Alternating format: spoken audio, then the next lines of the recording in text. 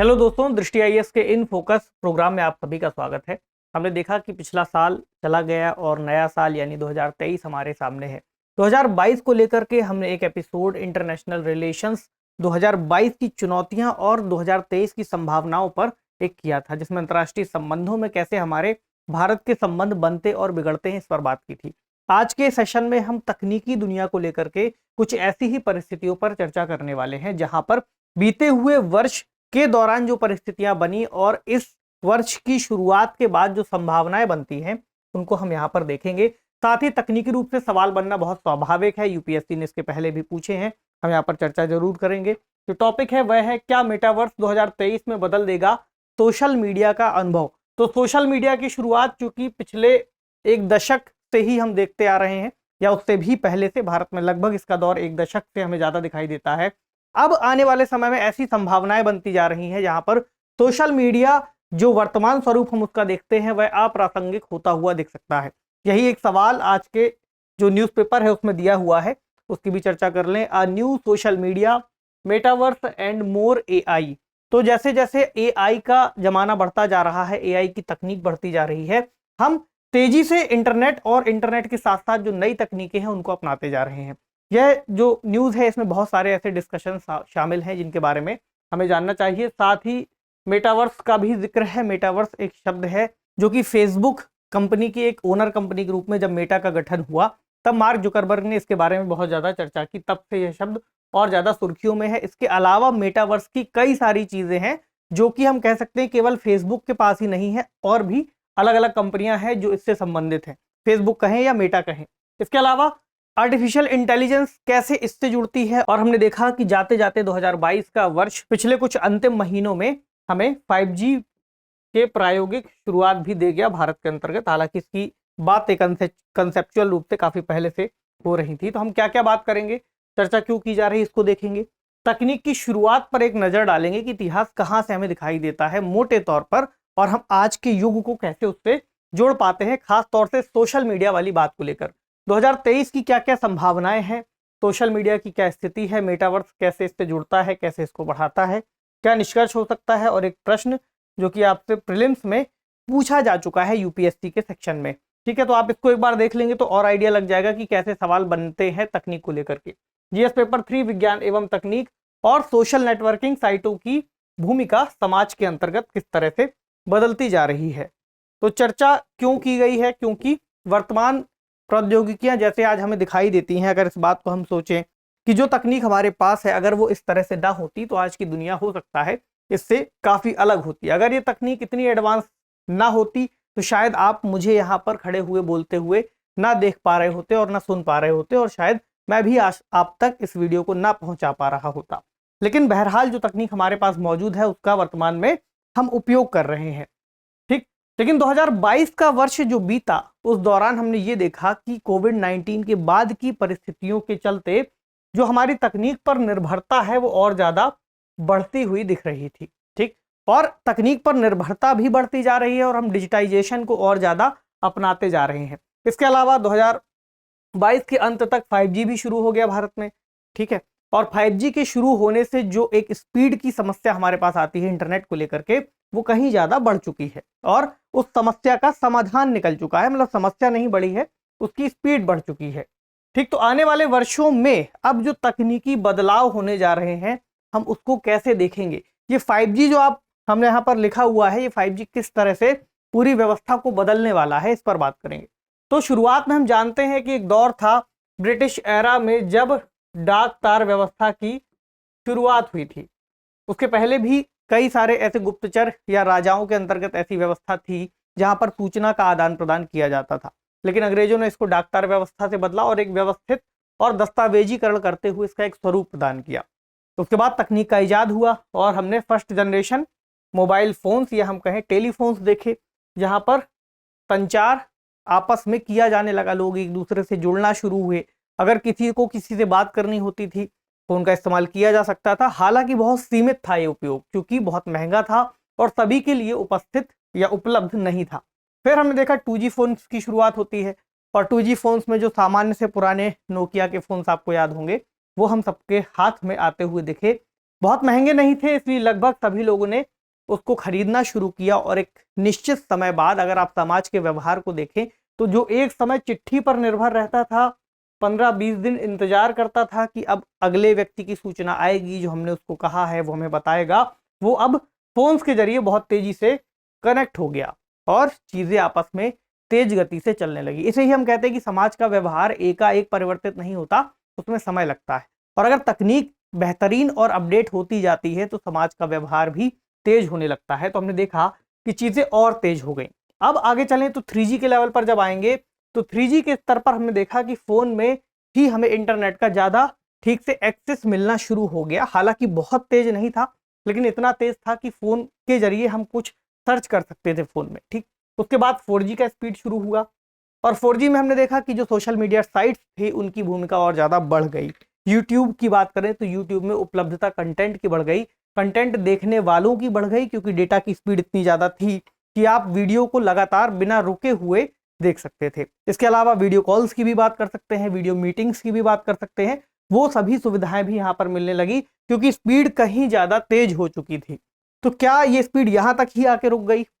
नहीं, अब हमने देखा कि 2020 और कहें 2022 से 5G भारत में एटलीस्ट शुरू हो चुका है और इस तकनीक पर लगातार काम चल रहा है। और अभी पायलट के बाद इसको व्यवस्थित रूप से सभी कंपनियां लगभग देश के सभी स्तरों पर सभी शहरों में शुरू करने की बात कर रही हैं। तो 5G तकनीक जो कि 4G से कहीं ज्यादा तेज है, तो क्या हम ये कह सकते हैं कि वर्तमान दौर जो चल रहा है वो केवल 4G की स्पीड वाले नेटवर्किंग साइट्स तक ही हमें रोक करके रखेगा? मतलब फेसबुक का अगर आप दौर याद करें तो उसको यूज करने के लिए क्या हमारे पास 4G की स्पीड पर्याप्त नहीं है? मतलब फेसबुक अभी के समय जिस तरह से यूज की जा रही है, जिस तरह से वो बनी हुई है, उसके लिए तो 5G स्पीड की आवश्यकता ही नहीं। फिर 5G का उपयोग हम कहाँ करेंगे? क्या केवल तेज ब्राउजिंग के लिए करेंगे? क्या केवल थोड़ा तेज चलाने के लिए करेंगे?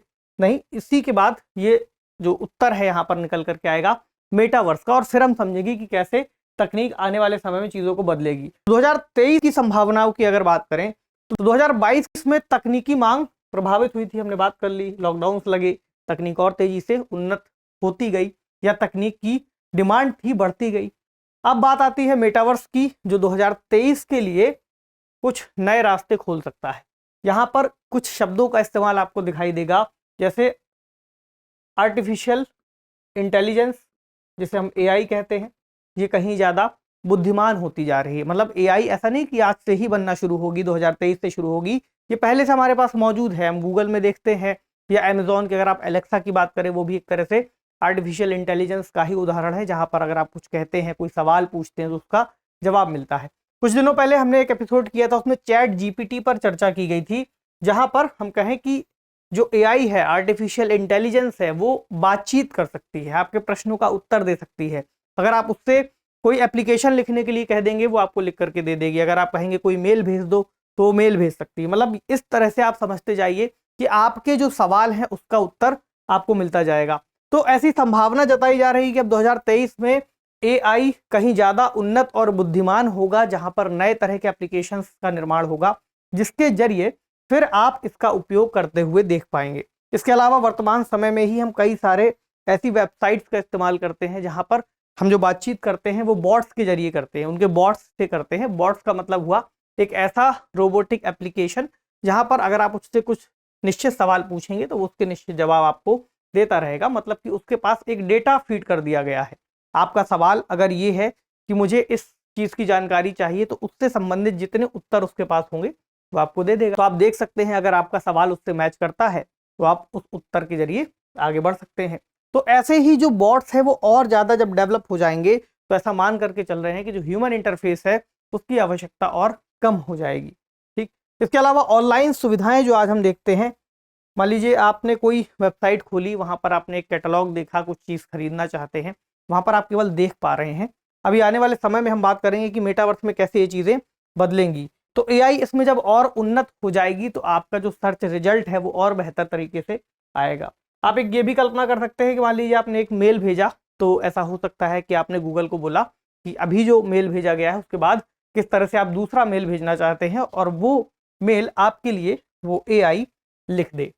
तो सोशल मीडिया की वर्तमान स्थिति को देखने के बाद फिर हम आते हैं मेटावर्स पे। अभी की स्थिति क्या है? ट्विटर की हमने स्थिति देखी कि ट्विटर को कहीं ज्यादा ओपन किए जाने की बात चल रही थी, उसके बाद ट्विटर की डील हुई। ठीक, तो सोशल मीडिया की स्थिति पहले से कहीं ज़्यादा हमें घटती हुई दिख रही है और इसका महत्व भी अब उस तरह से नहीं रह गया। उदाहरण के लिए केवल ट्विटर ही नहीं है, ट्विटर है, इंस्टाग्राम है और भी चीज़ें हैं। फेसबुक का उदाहरण एक बार और लेते हैं। इसकी प्रासंगिकता 2010 के आसपास, 2012 2015 के आसपास जो थी, आज के समय उतनी ज़्यादा दिखाई नहीं देती। यूजर्स वहाँ पर उस तरीके से नहीं रहना चाहते जितना वो पहले रहते थे। मतलब एक तरह का जो चौराहा वहाँ बना हुआ है कि कोई भी डेटा कोई भी व्यक्ति देख सकता है, कहीं उससे ज़्यादा तुलना अगर हम करें तो आज डिस्कॉर्ड जैसे नए प्लेटफॉर्म का इस्तेमाल ज़्यादा दिखाई दे रहा है। तो हम कहें कि सोशल मीडिया का जो दौर उस समय था उसमें थोड़ा सा खालीपन भी आ रहा है। इसके अलावा आज के समय हम देख रहे हैं कि लोग लंबा कंटेंट देखना नहीं चाहते। अगर कंटेंट बहुत लंबा है और अगर वो उपयोगी है तो ठीक है, लेकिन मनोरंजन के उद्देश्य से आप देखें, जो कि हम शॉर्ट्स के रूप में चीज़ों को देखते हैं, रील्स के रूप में देखते हैं कि 1 मिनट की क्लिप है, लोग आए, उसको देखा और फिर आगे बढ़ा दिया। हमें महसूस होगा इस बारे में कि दौर बदलता जा रहा है। आप ही लोग शॉर्ट्स में आते जा रहे हैं। दृष्टि ने भी शॉर्ट्स शुरू किया है कि 1 मिनट में आपके लिए जो अधिक से अधिक मूल्यवान कंटेंट हो आप तक पहुंचाया जाए, क्योंकि समय कहीं ज़्यादा कीमती है, आप इतना समय नहीं दे पाएंगे, इसलिए शॉर्ट्स की भी शुरुआत हुई है। तो ये दौर अब पहले जैसा नहीं है। और अब एक और अवधारणा की बात हो रही है, मेटावर्स की। तो मेटावर्स अब कैसे इस दुनिया को बदलने की बात कर रहा है या वर्तमान स्थितियों को और ज्यादा आगे एक्सपेंड करने की बात कर रहा है। इसके लिए एक शब्द आता है एक्सपेंडेबल रियलिटी, या हम कहें विस्तारित वास्तविकता। यानी अभी आज के समय में हम अपने दुनिया में अपने चारों ओर जिन चीजों को देखते हैं वो उससे कहीं आगे होगा। उससे आगे कैसे होगा? मतलब मान लीजिए कि मुझे ये पेन दिखाई दे रहा है, तो ये पेन भौतिक स्वरूप में है और मेरे हाथ में है। आप कल्पना कर लीजिए कि मेरे पास यहाँ पर एक एक स्क्रीन लगी हो, और उस स्क्रीन का मुझे कैसे पता चलेगा? मैंने मान लीजिए एक चश्मा लगा लिया खास तरह का, जो मुझे यहाँ पर एक स्क्रीन की स्थिति को दिखाएगा। मैं उस स्क्रीन पर कुछ भी कर सकता हूँ, उससे मैं कुछ भी टाइप कर लूंगा और वो वहां पर मौजूद नहीं है, लेकिन मैं उसे देख पा रहा हूं क्योंकि मैंने वो चश्मा लगाया हुआ है। कुछ ऐसी ही स्थितियां हैं जिसके लिए कुछ शब्दों का इस्तेमाल है जिनको आपको समझना है। इससे जुड़ा हुआ एक प्रश्न भी पूछा जा चुका है। तो वर्तमान में फेसबुक या हम कहें मेटा, माइक्रोसॉफ्ट, एप्पल और गूगल जैसी जो बड़ी कंपनियां हैं इस पर बहुत ज़्यादा निवेश कर रही हैं और इसको भविष्य के लिए विकसित करने में मदद कर रही हैं। और इसके बारे में लगभग ये समझ लीजिए कि आने वाले समय में इस पर बहुत ज़्यादा काम होना बाकी है और इस पर बहुत ज़्यादा संभावनाएं देखी जा रही हैं। इससे जुड़े कुछ शब्द हैं, जैसे वर्चुअल रियलिटी, आपने सुना ही होगा, ऑगमेंटेड रियलिटी, इसे AR कहते हैं, और फिर मर्ज्ड रियलिटी यानी MR। इसमें छोटे छोटे से कुछ अंतर हैं जो UPSC ने पूछे थे। वर्चुअल रियलिटी का मतलब हुआ कि एक आभासी वास्तविकता, जिसके बारे में हम अक्सर सुनते ही रहते हैं कि वर्चुअल मीटिंग हुई या कुछ हुआ। तो वर्चुअल रियलिटी में आप एक ऐसी डिवाइस का इस्तेमाल करते हैं जो आपको चीज़ों से एक अलग दुनिया बना करके एक तरह से जोड़ता है, और आप जब उस डिवाइस को पहने होंगे तो आप पूरा एक अलग तरह का अनुभव कर रहे होंगे। वहाँ पर जो भी चीज़ें शामिल है, कोई एप्लीकेशन है, कोई गेम है, आप गेम खेल सकते हैं, आप किसी दोस्त के साथ उस वर्चुअल दुनिया में मिल सकते हैं, आपका दोस्त भी वही उसी तरह की डिवाइस पहन करके आपके पास बैठा होगा। दूसरा है ऑगमेंटेड रियलिटी, जहाँ पर वास्तविक दुनिया तो मौजूद होगी, लेकिन उसी वास्तविक दुनिया में वह स्क्रीन भी आपके सामने चल रही होगी, यानी आपको पूरी तरह से इससे अलग नहीं करेगा। यहाँ पर मान लीजिए आपने चश्मा पहना है, आपको बाकी चीज़ें भी महसूस हो रही होंगी और जो आभासी स्थितियां हैं वो भी दिखेंगी। तो जो मर्ज रियलिटी है वो भी कुछ ऐसी ही होगी जहाँ पर वास्तविक चीज़ें आपके सामने होंगी और जो आभासी दुनिया है वह भी सामने होगी। अब इसमें छोटा सा एक अंतर आपको ये दिखाई देगा कि जो ऑगमेंटेड रियलिटी है उसमें आप वास्तविक दुनिया में ही बाकी की सूचना आपको उसके ऊपर लिखी हुई दिखाई दे रही होगी, और यहाँ पर ये एक दूसरे के साथ कनेक्टेड होंगी, जहाँ पर आप वास्तविक दुनिया और आभासी दुनिया दोनों को एक साथ महसूस करेंगे। बहुत थोड़े से अंतर हैं इनके। अब मेटावर्स का क्या उपयोग हो सकता है आने वाले समय में, क्योंकि अगर हम 2023 की बात कर रहे हैं कि क्या 2023 में सब कुछ इतनी तेजी से बदल जाएगा 5G आने के बाद, तो इतना तेज नहीं बदलेगा क्योंकि 5G अभी शुरू हुआ है, सब चीज़ें प्रायोगिक चरण में है। और मेटावर्स की भी जो संकल्पना है अपने आप में बहुत बड़ी है, बहुत सारे इसमें एप्लीकेशन है, बहुत तरह की चीज़ें हैं, बहुत सारे हार्डवेयर्स का यूज़ होगा, बहुत सारे इस तरह के गैजेट्स आएंगे जिनका उपयोग करके इसको आप अनुभव कर पाएंगे। तो इसके लिए एक उपयोग बताया गया है, पहला कि कार्यस्थल में इसका उपयोग बढ़ सकता है, क्योंकि कोविड के बाद हमने देखा कि लोग वर्क फ्रॉम होम या फिर ऑफिस दोनों मोड में ही काम कर रहे हैं। ठीक, इस मोड को स्वीकार्यता भी मिली है। तो कई सारी मीटिंग्स ऐसी होती हैं जहां पर कोई व्यक्ति मौजूद नहीं है, तो उसमें इसका उपयोग हो सकता है कि आप वर्चुअल मीटिंग कर सकते हैं लगभग उसी तरह से जैसे आप एक सामान्य स्पेस में बैठ करके करते हैं, और आपका एक्सपीरियंस पहले से कहीं ज़्यादा बेहतर होगा बातचीत का। तो लोग ऑफिस भी एक तरह से अगर कुछ काम को हटा करके बात करें, मतलब ऐसा काम जहां पर ऑफिस जाने की आवश्यकता नहीं भी है, तो मीटिंग के लिए भी एक अच्छा स्पेस बन सकता है अभी के लिए। इसके अलावा इसके जो हेडसेट हैं और उपकरण हैं इनका उपयोग होगा, लेकिन जो समस्या है वो ये है कि ये काफ़ी महंगे हैं, इसलिए अभी के समय में इनको उपलब्ध कराया जाना या फिर कहें कि किसी एम्प्लॉय को उसको खरीद पाना इतना आसान नहीं होगा। तो एक रास्ता ये हो सकता है कि कंपनियां इनको अभी के लिए उपलब्ध करा दे। इसके अलावा अन्य जो उपकरण है ऐसा मानक करके चल रहे हैं कि इस साल के अंत तक या इस साल तक सामान्य यूजर्स के लिए भी डिजाइन होने शुरू हो जाएंगे, क्योंकि इसके अंदर जो मार्केट है अपने आप में बहुत बड़ा है, इसके अंदर इकोनॉमी अपने आप में बहुत बड़ी होगी। एक उदाहरण के लिए समझ लें कि मान लीजिए इसके अंदर जैसे हम किसी गेम में देखते हैं, गेम में आप देखते हैं कि अगर आपको गेम के अंतर्गत कोई इक्विपमेंट खरीदना है, मान लीजिए कोई गन खरीदनी है, तो उसका एक कीमत होती है। उस कीमत को आप वास्तविक दुनिया से चुकाते हैं और वो गन आपको उस गेम में मिल जाती है। ऐसी स्थितियां कुछ यहाँ पर सोच करके चलिए कि आपको जो भी चीज़ चाहिए होगी, कोई चीज़ खरीदनी है, वो आपको आभासी दुनिया के लिए भी मिल जाएगी। और अभी जो हमने पहले एक शॉपिंग एक्सपीरियंस की बात की थी, मान लीजिए आपको कोई कपड़ा चाहिए, कुछ आपने टी शर्ट देखनी है, तो वो वहाँ पर आपको आभासी रूप से टंगी हुई दिखाई देगी। आपने अपना हेडसेट पहना है और वो आपको दिख रही है, आप उस वक्त भी उसको खरीद सकते हैं। तो अनुभव बहुत बदलने वाला है, ये एक मेटावर्स की संकल्पना है। अब निष्कर्ष के रूप में क्या क्या हमें समझना है?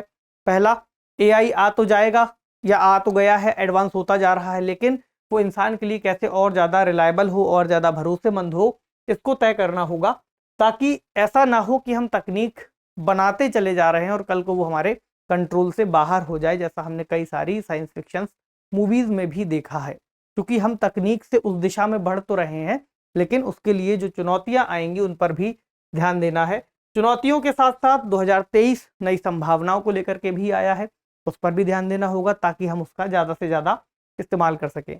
माइक्रो ब्लॉगिंग साइट्स की अगर बात करें, सोशल नेटवर्किंग साइट की, तो उसके जो चैलेंजेस है वो हमने देख लिए। कुछ अन्य तरह के नए समाधान हमें ढूंढने होंगे ताकि वो नए तरह के जो यूजर्स है उसके लिए ज़्यादा बेहतर विकल्प साबित हो सके, ताकि देश के अंतर्गत जो बाकी स्थितियां हैं, लोग एक दूसरे से जुड़ते हैं, एक दूसरे के बारे में जानते हैं, देश के बारे में जानते हैं, देश दुनिया में क्या चल रहा है ये जानना चाहते हैं, तो उन स्थितियों को बनाए रखते हुए थोड़ा सा इंटरेस्टिंग भी हो और लोग वहां पर जाकर के बोर महसूस ना करें, ये कंपनियों के लिए चैलेंज है। दूसरा, अधिक स्थानीय और बहुभाषी, हम कहें आज के समय आवश्यकता बढ़ती जा रही है। अगर गूगल जैसी किसी बड़ी कंपनी की बात करें, तो विश्व में अधिकांश जगहों पर इंग्लिश या अंग्रेजी भाषा की स्वीकार्यता है, लेकिन भारत जैसे देश में बहुत सारी अलग अलग भाषाएं मौजूद हैं, जहां पर रीजनल भाषा को भी शामिल करना एक बड़ी चुनौती है इनके सामने। तो शामिल करना होगा तो चुनौती भी है और एक तकनीक का एक तरीके से एडवांसमेंट करने का अवसर भी है, तो दोनों ही चीज़ें हैं। इसके अलावा नए प्लेटफॉर्म को अधिक स्थानीय समस्याओं को हल करने की आवश्यकता होगी। अगर लोकतंत्र के हिसाब से हम देखें तो जैसे फेक न्यूज़ की बात आती है,